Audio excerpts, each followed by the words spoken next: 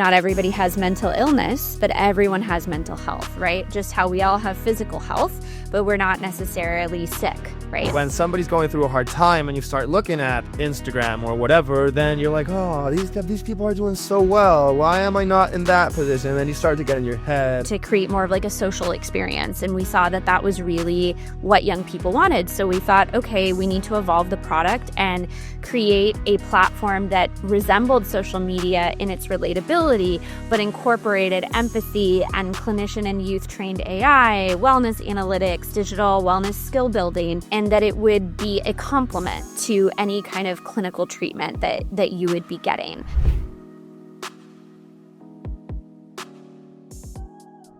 Hey, everybody. Thank you for listening.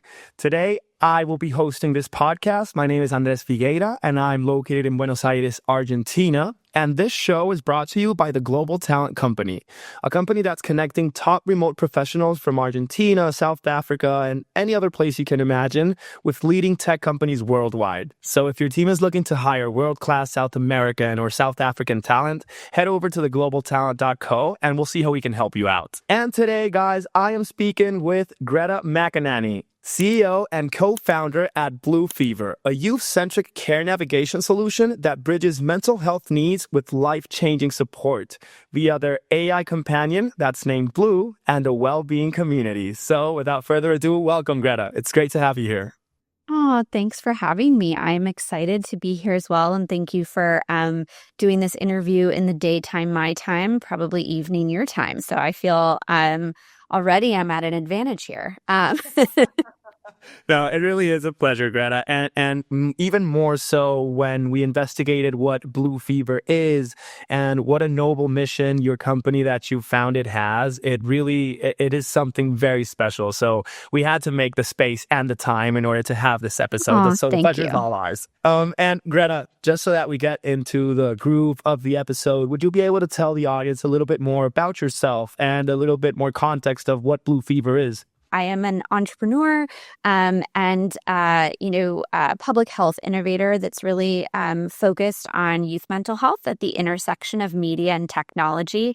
My background is actually as an award-winning filmmaker, and I've had 10 plus, well now like 12 plus years of building youth-centered tech, blending that with storytelling, product, and now policy work. Which I don't think is too much online, but I'm starting to get more into the policy and like government space. I think that inevitably happens when you go deeper and deeper and you realize, okay, like policy is where we've got to end here. And so some more civic engagement there. I co-founded Blue Fever really as I had been out in the field as a impact filmmaker, and I had been working with a lot of young people across the nation and seeing this pattern of young people self-medicating with media. And this was way, way back in like 2013, 2014. And I thought, I think that there's going to be this future where it looks almost like a triangle where you have media, technology, and at the time I was calling kind of the tip of this triangle identity development, but I really think I meant mental health. Because I didn't at the time know the difference between mental health and mental illness. Not everybody has mental illness, but everyone has mental health, right? Just how we all have physical health, but we're not necessarily sick, right, all the time. And so I said, I think there's this interesting triangle, the space that I want to play in, and that kind of led to the first product, which was curating media based on mood and emotion, that then got distributed in a chat bot. Well, first it was just text message of me and my co-founder and interns texting people that we were using. We'll talk about this with marketing that we used as a marketing channel. And then that evolved into one of the first evidence-based AI chatbots for youth mental health way back that was in 2017. 2018 is really when that happened. So, so it's been a really interesting progression and journey for me as a professional, kind of moving from artist to more of a storyteller, to a technologist, and now, like I said, playing more in the policy space. I think that answered my journey. I'm happy. Is that anything else you want me to add there before I kind of talk a little bit more about the product? No worries. Like I know it's a high level overview, so no worries there. If there's anything else you'd like to elaborate later on, just feel free to do so. But I think, Yeah. hey, just let us know a little bit more now about Blue Fever because it sounds like a big project. Yeah. It's we're a venture-backed company, backed by investors like Amazon and Serena Williams, and so we've really it's been quite the journey from where we started, just with this early intuition about support that young people needed and how media and technology would play a role in that. And I think that we've been caught in this, like I always say it's like a crack in the like couch cushions, right, where nobody wants to sit in between the couch cushions. Like there's this like couch cushion of like social media, right, that everybody understands what social media is, and then there's clinical mental health, and everybody well, maybe they don't understand deeply, but they understand clinical health, mental health care, behavioral health care exists, therapy, inpatient medication, etc. And we really were in between the two. At the time when we first launched, our investors were saying, "Oh, you're not mental health, but you're like positive social media," and we were like, "Oh, that's super interesting," right? We at one point we were calling ourselves emotional media, not social media, and so from there, we saw that again this like epiphany about mental illness versus mental health, and saw that a lot of young people, the youth mental health and overall mental health epidemic was rising. But especially for young people, young people grow up to be adults. There was this real like lack of trust of Gen Z and the behavioral health system, and that they were really unlikely to seek help. If they were feeling lonely or depressed or anxious, and the first place they would go for mental health support would be either the ER, or I think it's called ED today, emergency department, or social media. And those just are very two extremes, right? Like neither of which are probably going to be great for the healthcare system. And both of those weren't meant for like mental health, right? True mental health support. And we just saw that a lot of solutions in the behavioral health space were made for adults, and they were being retrofitted for young people. And this next generation of Gen Z, Gen Alpha, even millennials a bit. I'd assume we're both millennials, or maybe you're a Gen Z cusper, but that like we're digitally native or digital first. So the way that we have a higher bar that we expect when we interact with mental health tools. And so we, when we were kind of accidentally stumbled across this text message as a product, not as a marketing platform. We had young people texting us back. We'd say, "Hey, are you feeling sad? Check out this video. Are you feeling stressed? Did you just go through a breakup?" And we got responses like, "How did you know I was feeling that way?" And we were like, well, we didn't, but the human experience is specific, not unique. And so we just texted back. And when we texted back, we were just shocked at the level of engagement and trust we were getting, and grew pretty quickly to close to 500,000 young people on text message, and built out this whole persona of an older sibling, older sister named Blue.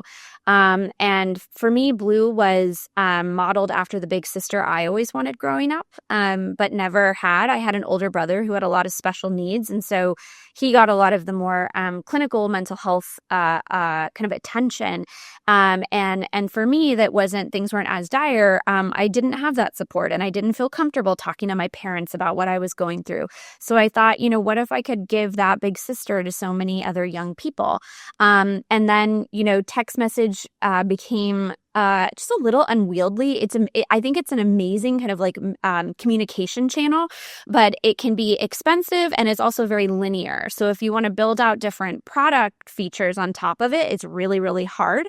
There's also not a lot of like, you can't connect to people like, especially in SMS, it's hard to create more of like a social experience. And we saw that that was really what young people wanted. So we thought, okay, we need to evolve the product and create a platform that resembled social media in its relatability, but incorporated empathy and clinician and youth trained AI, wellness analytics, digital wellness skill building, and that it would be a complement to any kind of clinical treatment that you would be getting.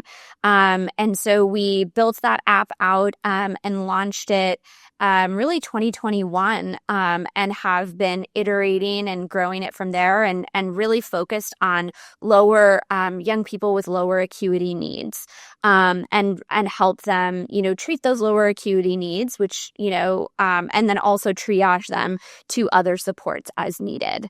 And then we've been, growing additionally with partnerships with cities, finding that cities, as healthcare, especially in America, is certain healthcare is on the chopping block. There's a lot of people who can't afford care, and a lot of young people who won't. They can't get mental health care unless they go through their parent, but they don't want to go through their parent. So we're finding that Blue Fever is really this front door to mental health, that's super powerful to get young people in so that we can assess what they need. But it still feels fun and relatable. Like social media, the app itself has lots of really great ways for you to express yourself, but really keeping that safe and towards the focus of wellness, as opposed to social media, which is maybe more at the focus of performing, if you are someone who actually posts, or if you're someone who is like the majority of us who just kind of consumes, right? It's it almost feels like a new form of like cable these days, right? I'm just like flipping through creators and flipping through video. It's much more video oriented. So I'm consuming a lot, and young people and all people are not really expressing as much on social anymore, which is fine, but they still need those places to express. And so we've built one with Blue Fever. Wow. Okay. The story is amazing, and I totally empathize with the sentiment of what you mentioned, that you wanted to be that big sister that you never had, because in my personal experience, I'm the firstborn of my generation in my family. So it's like me, my little brother, my cousins, and I always was that big brother figure. I used to, like what you mentioned, that I didn't feel I could talk to anybody on my issues that I had, because it was either my parents or my grandparents, but it was never somebody that I felt was an equal to me. Or relatable, right? Like relatable to you, like your cousins and your siblings had. And I think that that's what I found is like I was pretty like competent, high achieving, right? But those are the people you have to watch out for. If you're the one who everybody's turning to for support, then like where do you go to for support? And I find that a lot of young people either think their problems or are too big, or in this case, kind of related to what we're talking about, that their problems are too small. Like, well, yeah, like my friend has like chronic depression, but I don't have that, so I don't really need I don't want to take up my parents' time. I don't want to make people worry. I don't want to, blah, blah, blah. And so I think that the more that we stay in, isolation and keep these things in our head, and we don't reach out and express ourselves and like name those things, the more toxic, right? Like the more toxicity builds up. Yeah, it's like that little voice in your head that says, you don't need it, you're okay, and you're not feeling okay. So it's like it's weird. Yeah, it's just like you can cope. And I think that what we're really trying to, it's like you can cope, other people need you. And that's not your role. Your role isn't to get support. Your role is to give support. And I think that there's a certain, subset of our users who really feel that way. And the beauty of the platform is that on Blue Fever, you can both be a supporter and you can get support from other people. And I think that is also just hopefully reinforcing being human, even if it feels uncomfortable. It's like sometimes we're giving, sometimes we're taking, and that's okay, and it's not bad. Okay, no, I totally agree with that, and it's beautiful. I think it's a very, very, I mentioned it at the beginning, and I think it's such a noble idea, and it's incredible how you've been able to make it into something concrete and that works. And between what I've been hearing of what you've been saying, Greta, I know that you've mentioned that you've supported over 500,000 young people through Blue Fever. And I'd love to know, and I bet the audience as well, what's the biggest misconception you believe adults have about Gen Z's mental health needs nowadays? Yeah. I think I was actually just talking to a reporter at a pretty well-known publication last week who reports on tech and AI and youth. And we were having a really interesting discussion where one of her coworkers, who's also an adult, and I think he and she are more Gen X, is a little bit older than millennials, but not too old, right? But they have kids who are more Gen Alpha, maybe Gen Z. And this colleague of hers was saying, why don't young people, why don't they just like suck it up and get out there and stop talking? They're always focused on, they're so sensitive. They're always focused on, them. It's really hard for them to do things in person. Like we should just kind of like push them and just say, deal with it. And because they're just they're being lazy, they're being this, they're being that. And I think that there's a piece of that is true in terms of, yes, like there are some young people who really lack a lot of resilience skills, and they lack a lot of social skills, and they need a lot of extra hand holding. And should we try to improve that? Of course. And is part of that on them, especially as they grow up? Absolutely. But I think that adults often forget that this generation wasn't born, right? They weren't born like this. They were raised, and adults are really kind of complicit in what the output has been. That like when you grow up and you're a young person and your parent just puts a tablet in your hand and you get to use it for hours and hours, and then you wonder why, you're now at dinner as a teenager and you're looking at your phone instead of talking to people, or you can only text, you can't pick up the phone and call.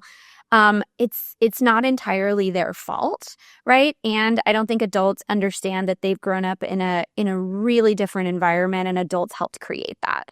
And so if we're going to get young people out of this, and more engaged in the workforce, more resilient to everyday challenges, contributing to the economy, like all these things that are kind of more high level, we need to start by owning like I didn't raise these kids, but like owning the people who did, like owning that part, right? Of like how you contributed to it, and then working together to be like, okay, we're here. How do we move forward? We can't just like push you out of the nest and say, go change immediately. But what's a plan where we can help you be stronger and more resilient, like over time, and build these skills? So it's a very long-winded answer, but I think that, it really frustrates me when when older people are just like, well, yeah, I mean, this generation, they're this, they're this, they're this. And it's kind of putting it entirely on them, where it's like, these kids didn't control the environment that they grew up in. They didn't control that people were giving them smartphones and social media at the age of 9. And they were, entering, pro anorexia groups on Tumblr at age, 11. Like this is not, that was not created by them. So we have to take some responsibility there as well. Hey, like I had never seen this perspective that you're mentioning, and I must say I'm loving it because I totally agree. And I do believe that if you look at it in the way that you're seeing it, it's true that the adults nowadays, when they raise their kids, they didn't help cultivate those social skills that we take for granted because we just had it. Because we didn't have a phone in our hand all the time, right? Like you had to call up like one of my favorite influencers online is like, he's like an elder millennial, and he's like, we developed social skills because I had to call my friend's home line, right? And be like, hi, Mrs. Figuera, like, is Andres there? Can I talk to him? And then she's like, how are you? How's your mom? And you're chatting, right? Like there wasn't this bypass of I'm just going to text my friend. You had to call up, usually talk to their parent, risk the parent being on the other, like being on the other landline, like listening in, right? Like you just, the infrastructure was different. And on the same hand, I feel bad for the parents because a lot of these parents that raise Gen Z and Gen Alpha have really been guinea pigs, when it comes to technology, social media, like all this rapid innovation. It's been on them to figure it out, which like parenting's hard enough. And then figuring out this huge new wave of innovation and how that affects childhood development, like that's like what people get degrees in. You know what I mean? Uh-huh. Like, and then No, you're no. like a parent here navigating it. It's hard. No, and like You mentioned that yeah, you give a tablet or a phone to a kid with social media at 9 and they're going into Tumblr groups at 11. And it's like, what was I doing when I was 9 years old? I was taking my skateboard and looking Yep. at magazines to try to recreate those tricks in the street, like in the physical world. Yeah. And there really is a notable difference with that. Like, I will never ever say again that this generation is guilty for what is happening to them, but if I believe it is true that there's a certain responsibility to the parents of those people that were. Yeah. Well, and society, right? And I think that's like, I think that like we also as, I mean, we're all scarred by our parents, right? Like nobody's parents were perfect and there are things our parents did. Like I don't think they really like talked about mental health and whatever. And so, okay, fine. Like, but, and so maybe parents take some responsibility there for our generation. But I think that as you become an adult, you also have to take responsibility for for yourself. So I don't think it's entirely, oh, these poor kids, like we should coddle them, these poor young people. Like I think that we should say, yeah, like, you know, there were a lot of stuff, there were a lot of circumstances that didn't teach you great behaviors and you know, lack of skills, etc. But like now we're going to help you, and there's a big responsibility on you as well to go figure out, how do you function in the workplace? How do you date? How do you, you know, do all of these things that Gen Z isn't doing a lot of, right? Like they're not dating a lot. They're not going out. They're struggling in the workplace. It's true. No, I'll take it like in a super simple thing that I just thought about. Like my cousins, they can't order pizza like by the phone. It's a whole thing. It's like, no, I It's don't like want to speak with overwhelming to them. anybody. It's Yeah. like weird, it's uncomfortable, and I'm like, it's quicker. Why do you have to go in the app and play the game that takes 10 minutes to, or just order a simple pizza, man? Talk. That totally, you and me, yeah, we wouldn't have an issue. One of us would call because yeah, I feel the same way. Like sometimes it's easier to order online, but other times it's like step by step by step by step by step.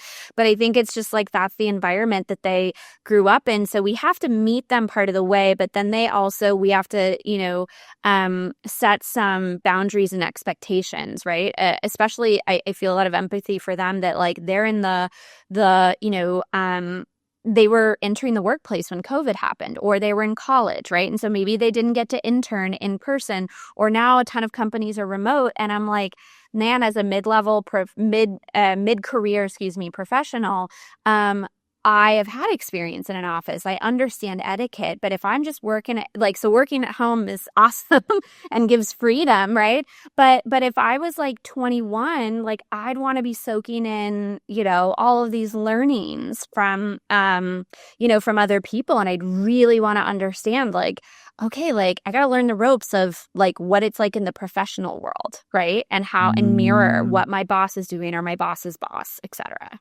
of course. Or No, well, camaraderie with peers, you know?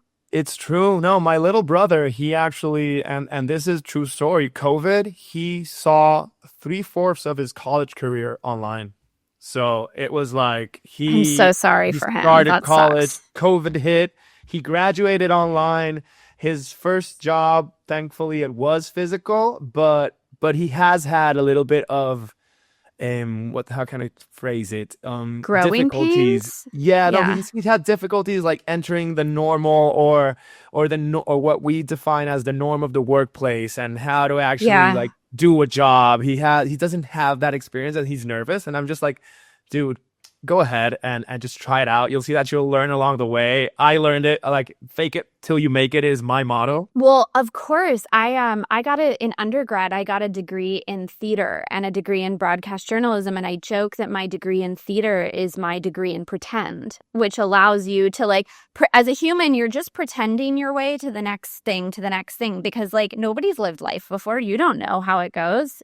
Right. So, but I think that like if you put yourself in the shoes of a young person who grew up through the lens of a phone, and there was so much cancel culture and judgment and, you know, so much risk there, that they're really afraid. They're really afraid of taking chances because they've seen what happens. Somebody takes a chance and they're just done. They're canceled.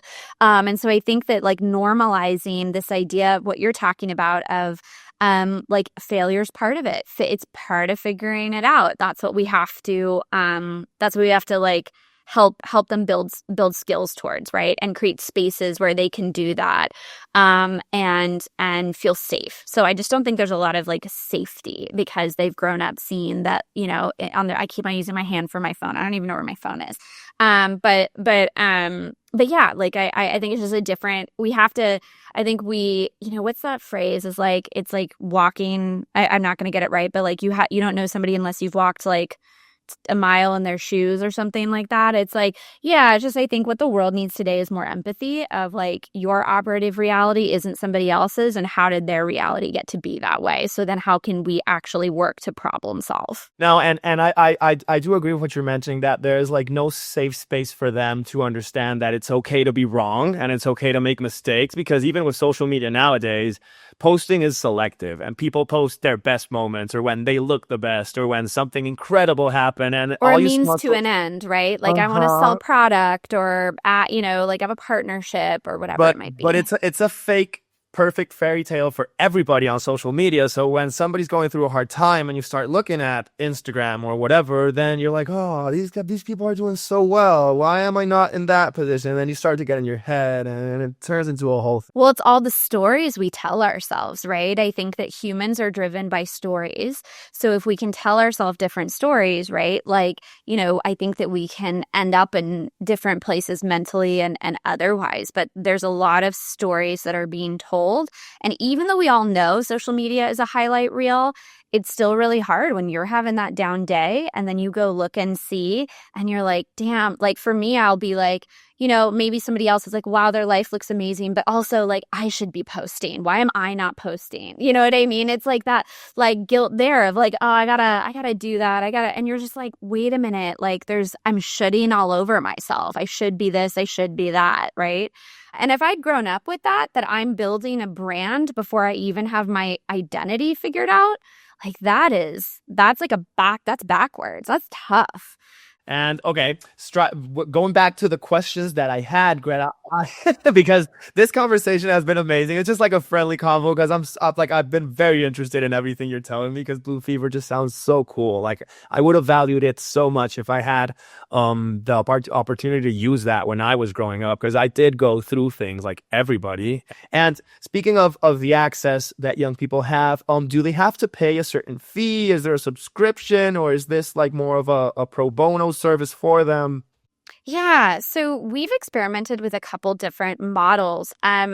So we have been open to everybody, all youth for free, because typically youth don't have money, right, to be spending on these things. So we've been subsidized in different ways. Most recently, we are doing partnerships with cities. And so we partner with cities, and cities will actually provide Blue Fever as well as other clinical mental health services for free for every young person 13 to 26 who lives in these cities. So we're building up that roster more and more now. But we found that it's a tricky thing to monetize something when the end user doesn't have money, right? Like a young person doesn't have like extra money, and they don't want to, and especially they don't want to tell their parents like, hey, I'm using this platform, because the parent might be like, well, then what's wrong? Are you okay? Da da da da. So we've had partnerships with different like brands that are really aligned with like wellness. They don't necessarily have to be a mental health brand, but they could be like a really fun like pimple patch company, right? Or like clean beauty. So we've done partnerships with like corporations that way. And now we're seeing that there's like a real path with municipalities, so cities and states, who are saying like, hey, like we really want to provide something, and it is in our youth's best interest and our city's best interest to provide this for free to them, because problems that are started now that don't get addressed turn into, in the worst case, right, like drug addiction, homelessness, truancy, and on and on and on, because again, young people grow up. So the more that we can be preventative in nature, the better. And I'm sure you'd agree, it's like, this is in the United States, but all over the world, things just keep getting more and more chaotic, right? There's like so many more wars and this and that, and like just to live in this world, and you imagine like growing up in this world, we just need more support, right? And more tools at our fingertips. Yeah, it's totally true, and it can get overwhelming with everything that's happening. And like from my perspective, me being from Venezuela, I've lived through turmoil all my life. But the fact is that it can feel like it can feel daunting to grow up into a world that you're not even certain what's gonna happen. So, oh my God! And is this reason? And is this why you're mentioning that the company's turning more into policy because of what you're doing with the cities and the municipalities and the state? Yeah, turning more into policy. So I've gotten asked to I've testified in a couple state senates around social media policy because not probably not a surprise to most people, but there are a lot of older people in politics who are making our policy decisions, but they don't understand how the internet works or how young people use it. So they bring me in as an expert there.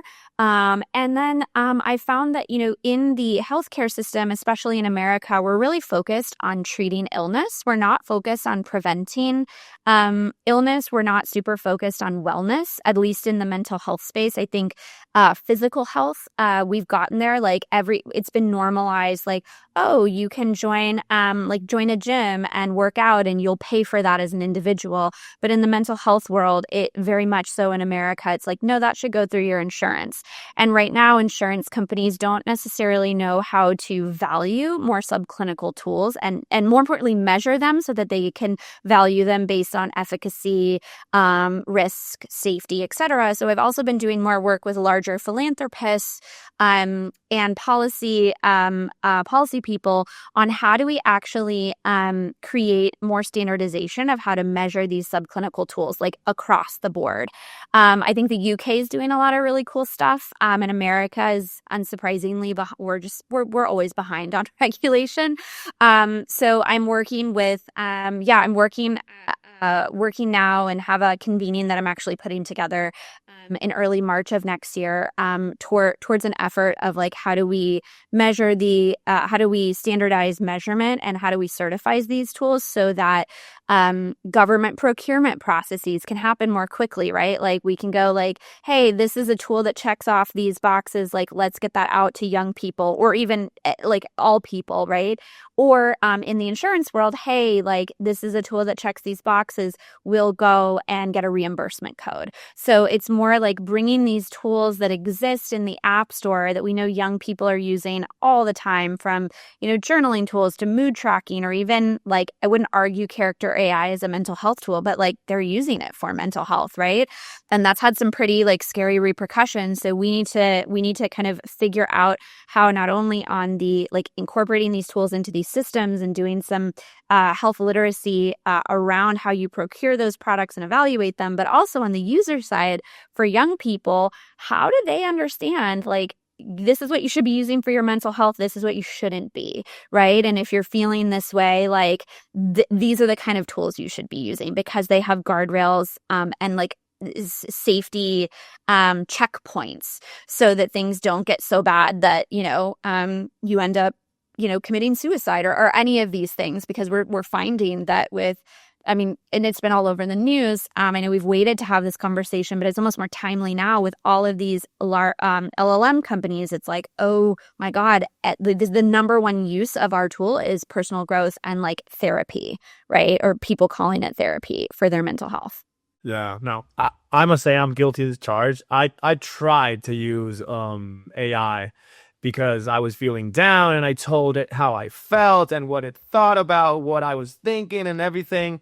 And it got in my head for a little while until I got sick of it coddling me every single time. It's like, you're the best. Don't worry. It's fine. You just do this, and everything will be okay. And I'm like, dude. But that's not real life. But that's not, I wish I could do A, B, and C and then everything's great, but it's really more of a journey, right? And it's baby steps. No, it really is. It really is. And AI can be dangerous if you don't use it with the knowledge that everything is going to spit back to you is not perfect. Because if you are an impressionable young person who's using AI without knowing, and it tells you something that you didn't want to hear, you're going to take it very personally, and you might take it very seriously because you don't know. You think it's all knowing. But oh my goodness, that sounds amazing, and I really hope that you do get to what's it called, accomplish all that and get Blue Fever procured everywhere. That would be so Oh, cool. thank you. Yeah, it's this dance between, tech and policy, and like ultimately it's about building trust with young people and going what's going to create the most impact, right? And you have to have a product that's sustainable. You have to have a model. Everybody in tech talks about product market fit, and I know this is a future of consumer marketing podcast, and so you have to have your like product channel fit, but you also really have to understand like if you're serving a really at-risk population that has no money of their own, but their parents have money, but there's a lot of people who do have money who care about their well-being, then how are you, finding that kind of revenue source and figuring out how can there be a win-win, for those people who care about young people, who have people or organizations, entities who care about young people, and then for the young people themselves, because there's just been so many reports from different consulting companies. I think McKinsey put out a study that was just like, if we don't invest in youth mental health, like there's going to be, social and financial ripple effects for years to come, right? That we won't have a workforce who's able to work if their mental health isn't where it needs to be. You can't be productive if you're super depressed. You can't get a job. You can't do anything. Yeah, you don't even have the will to go get a job, to get out of bed. Like I get it. I've been there. Thankfully Yeah. not anymore. And the experience of having been there and having gotten out is something that you can like use again. And it's important to Yeah, but learn how to manage it. it's tough because every life stage brings its own kind of monsters and depression and all sorts of things. So thank you for sharing that. I think it's really inspirational. And I think more of us need to be saying like, yep, we've been there, but we got out of it. We might get there again. Now we'll know a little bit more. But if I can do it like you can, you just need the right support. Exactly. No, and it's that way that I've been able to actually empathize with my little cousins and my little brother. It's like, listen, what you're going through, totally been there. Don't you worry. It's not like it's only happening to you. And I tell them how it worked for me to get out of it. If it doesn't work for them, we're not the same. But at least give some guidelines and some advice from an honest place, because you don't always know what you're learning or getting help from when you're online. And Greta, now that we were mentioning it, you say that AI isn't the best tool, like ChatGPT, for example, to use for this type of stuff. But my understanding from when I read the Blue Fever website and the LinkedIn is that Blue is an AI character that you guys have. Would you be able to maybe detail the differences between what you guys are offering and the normal LLM that is found online? Yeah. So it's a great question. So I am not a purist saying that AI has no role in mental health. Just to be very, very clear, I don't think yet that AI is able to do clinical treatment. So I wouldn't say that AI can replace a human therapist, for example. And we don't do that. So say if somebody is like very high acuity, if they're depressed, they're suicidal, self-harming, like you need a person there. AI is not able to treat any person who's in crisis. But I do think that when I think about AI, it's like, AI is a marketing tool. Everybody's using it and talking about it. But I think about it in like two buckets, right? Yeah, I think about it in terms of user-facing AI, so like a chatbot like Blue, and then more kind of like back-end operational AI. So I think that AI in the healthcare system, like again, I'm thinking clinical healthcare, like can help therapists like summarize notes more quickly, right? It can help with like automated like workflows in the back end. For Blue Fever, AI can help in the back end to identify certain topics, right, that a young person is talking about and kind of flag, hey, are you, maybe you need to talk to somebody, maybe you need to reach out to this crisis, text line, for example. And Blue is built off of an LLM, but the model is honed based on our data and our rules and our proprietary conversation model. So we have really hard guardrails about what Blue will and won't talk about. And that is, I think, what's very different from other, I think for example, like OpenAI is starting to like catch up to that. But we just we know how these conversations typically unfold, and we know it can get very dangerous and unsafe for young people if they're talking about suicide and Blue is trying to help them through that, right? Like Blue cannot be helping a young person if they're suicidal. Blue needs to say, you need to go talk to somebody. Here's a crisis line, or you need to go talk to somebody. Here's where you can go for that. So you can think of Blue as more of like low acuity, everyday kind of wellness help, and then the navigator and triage support to get you where you need to go if things are getting more serious. So we have different like clinical tools embedded, like screeners for anxiety and depression, like the GAD-7 and the PHQ-9 embedded into our honed models. Whereas I can't speak what OpenAI or Claude or Character AI has or doesn't have, but we've been really intentional in how we've approached that.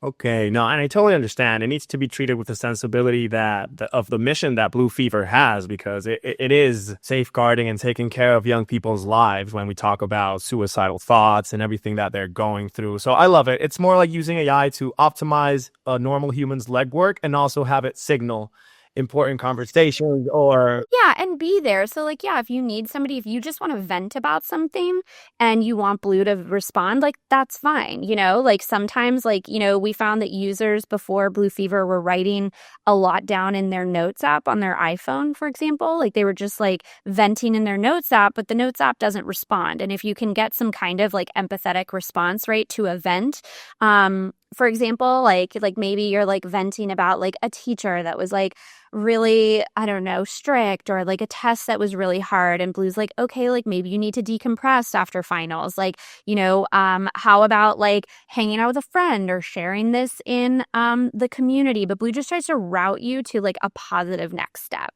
And Blue's, I would say like that's the simplest way of putting it. It's like a positive next step, whether that's in your own head or outside of yourself. That could be in the Blue Fever community. It could be in your actual community. We're actually trying to do more with our city work to help young people navigate to local resources, because when young people are having issues, they're not going like, let me go talk to my government. Like nobody's saying that, but the government has spent a lot of money and time on resources. So maybe there is like an art class. Maybe there is like a service opportunity. Maybe you could volunteer at like a cat shelter, a dog shelter, because you love animals.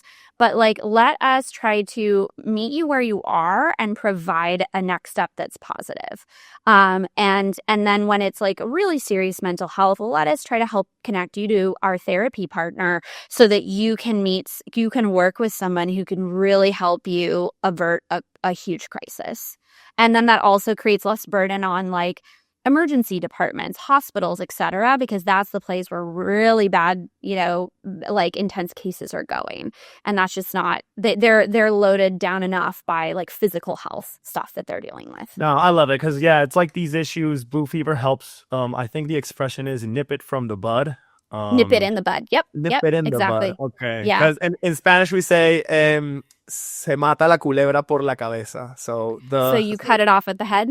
The snake is cut off at the head. At the head, yeah. Yeah. Entiendo mejor que hablo.